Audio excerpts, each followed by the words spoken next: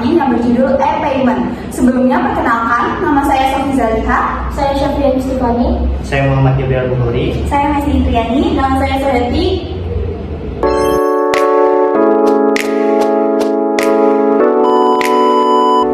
Materi pertama ada definisi dan konsep. Definisi e-payment atau electronic payment adalah suatu sistem pembayaran yang dilakukan secara elektronik tanpa menggunakan uang tunai. E-payment memungkinkan transaksi keuangan dilakukan secara online atau melalui perangkat mobile. Kemudian ada jenis-jenis e-paymentnya. Yang pertama ada online e-payment. Online payment yaitu pembayaran yang dilakukan melalui internet seperti pembayaran online shopping. Yang kedua ada mobile payment, yaitu pembayaran yang dilakukan melalui perangkat mobile seperti pembayaran menggunakan aplikasi dompet digital. Yang ketiga ada contactless payment, yaitu pembayaran yang dilakukan tanpa kontak fisik seperti pembayaran menggunakan kartu kredit atau debit contactless. Kemudian ada manfaat e-payment. Yang pertama adalah kenyamanan. E-payment memungkinkan transaksi keuangan dilakukan secara mudah dan cepat. Yang kedua, ada efisiensi, yaitu e-payment menghemat waktu dan biaya transaksi. Yang ketiga, ada keamanan, yaitu e-payment memiliki fitur keamanan yang lebih baik daripada pembayaran tunai. Yang keempat, ada aksesibilitas, yaitu e-payment memungkinkan transaksi keuangan dilakukan di mana saja dan kapan saja. Kemudian untuk konsep e-payment yang pertama ada digitalisasi transaksi, yaitu e-payment memungkinkan transaksi keuangan dilakukan secara digital. Yang kedua ada pembayaran tanpa batas. E-payment memungkinkan transaksi keuangan dilakukan tanpa batas waktu dan tempat. Yang ketiga ada keamanan dan privasi, yaitu e-payment memiliki fitur keamanan dan privasi yang lebih baik daripada pembayaran tunai.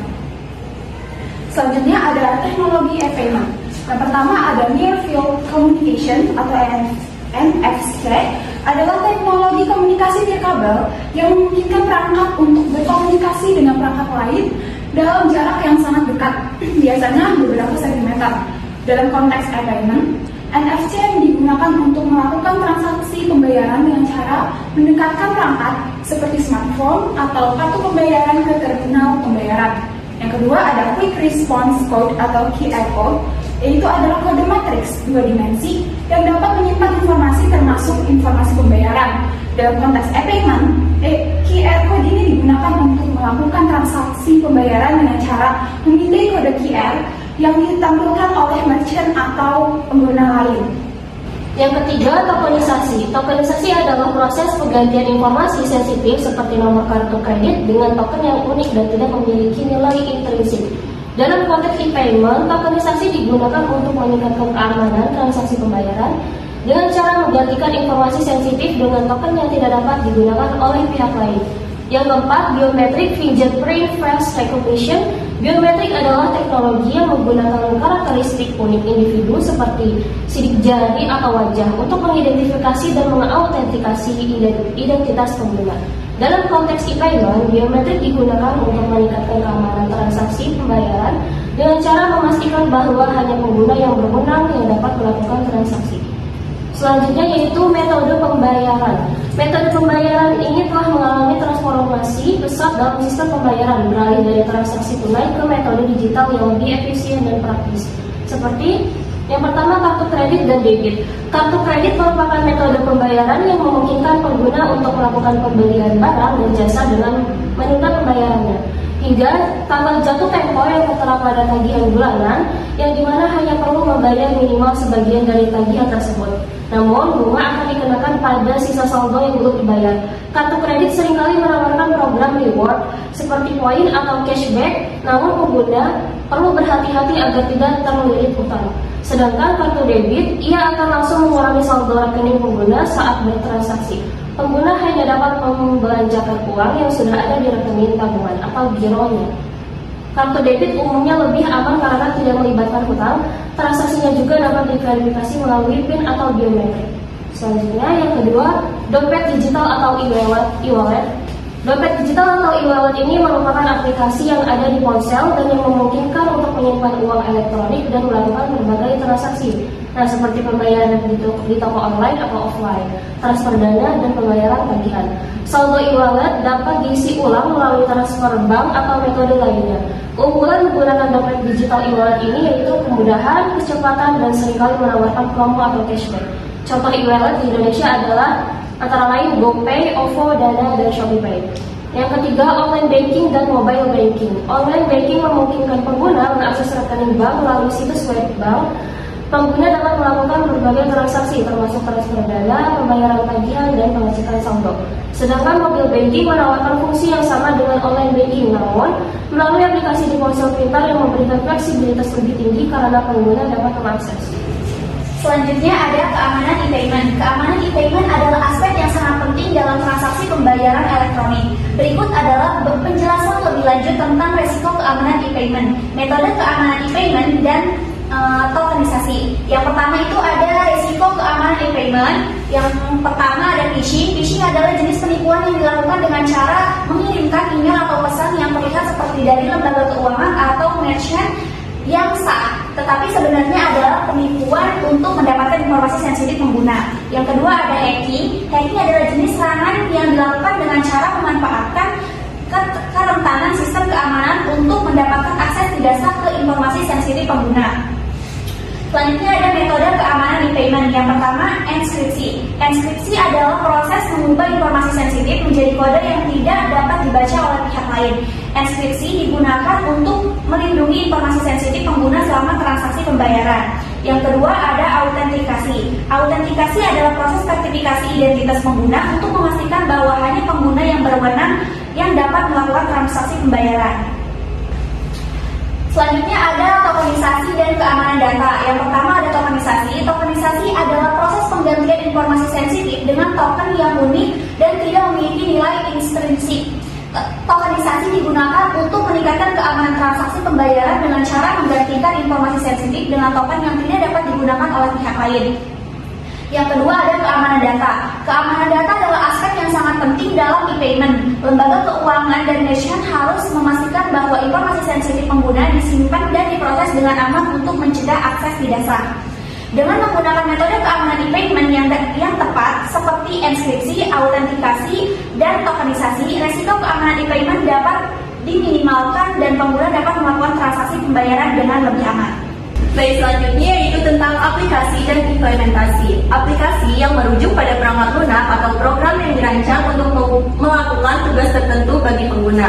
Aplikasi dapat dibedakan menjadi beberapa kategori, antara lain seperti pertama ada aplikasi desktop yang merupakan program yang diinstal dan dijalankan di komputer pribadi seperti Microsoft Office, Adobe Photoshop, dan perangkat lunak akuntansi. Yang kedua yaitu aplikasi mobile yang merupakan aplikasi yang dirancang untuk perangkat lunak, perangkat mobile seperti smartphone dan tablet, contohnya Instagram, WhatsApp, dan aplikasi perbankan. Ketiga yaitu aplikasi web yang merupakan aplikasi yang diakses melalui browser web tanpa perlu diinstal, seperti Google Docs, Trello, dan platform e-commerce. Yang keempat yaitu aplikasi enterprise yang merupakan solusi perangkat lunak yang dirancang untuk memenuhi kebutuhan bisnis besar seperti ERP, Enterprise Resource Planning, dan CRM, Customer Relationship Management. Sedangkan implementasi merupakan proses penerapan aplikasi atau sistem dalam lingkungan nyata yang mencakup beberapa langkah penting seperti pertama ada perencanaan yang menentukan tujuan, kebutuhan, dan sumber daya yang diperlukan untuk implementasi aplikasi. Kedua yaitu pengembangan yang merupakan proses pembuatan aplikasi termasuk desain, pengkodean, dan pengujian untuk memastikan aplikasi berfungsi sesuai harapan. Ketiga yaitu pengujian yang merupakan melakukan pengujian untuk menemukan dan memperbaiki bug atau masalah sebelum aplikasi diluncurkan. Keempat, pelatihan yang memberikan pelatihan kepada pengguna akhir agar mereka dapat menggunakan aplikasi dengan efektif. Kelima yaitu peluncuran yang dimana mengimplementasikan aplikasi ke dalam lingkungan produksi dan membuatnya tersedia untuk pengguna. Keenam yaitu pemeliharaan yang melakukan pemeliharaan rutin dan pembaruan untuk memastikan aplikasi tetap berfungsi dengan baik dan memenuhi kebutuhan pengguna.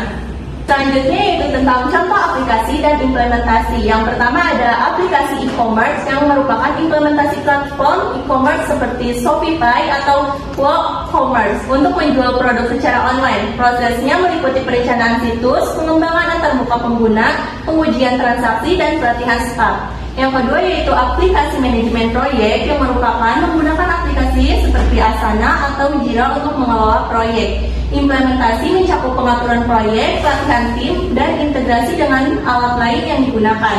Yang ketiga ada aplikasi kesehatan, yang dimana implementasi aplikasi kesehatan untuk telemedicine yang memungkinkan pasien berkonsultasi dengan dokter secara online. Ini melibatkan pengembangan sistem keamanan data, pelatihan pengguna, dan pemeliharaan sistem.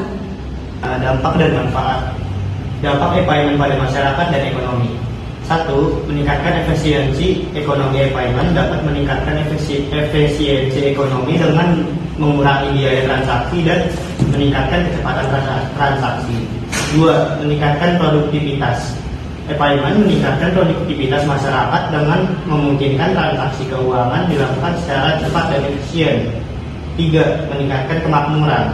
E-payment dapat meningkatkan kemakmuran masyarakat dengan memungkinkan transaksi keuangan dilakukan secara lebih efisien dan efektif. Manfaat e-payment bagi konsumen dan bisnis. Manfaat bagi konsumen. Yang pertama, kenyamanan dan efisiensi. E-payment memungkinkan konsumen melakukan transaksi keuangan secara mudah dan cepat. Yang kedua, keamanan e-payment memiliki fitur keamanan yang lebih baik daripada pembayaran tunai. Dan ketiga, aksesibilitas. E-payment memungkinkan konsumen melakukan transaksi keuangan dari mana saja dan kapan saja. Manfaat bagi bisnis. 1. Meningkatkan penjualan e-payment. Dan kedua, mengurangi biaya transaksi e-payment. 3. Meningkatkan efisiensi e-payment. Dan potensi e-payment dalam meningkatkan inklusi keuangan. Yang pertama, meningkatkan akses ke layanan keuangan. Dan kedua, meningkatkan kemampuan finansial. Dan yang ketiga, meningkatkan keterlibatan dalam ekonomi formal.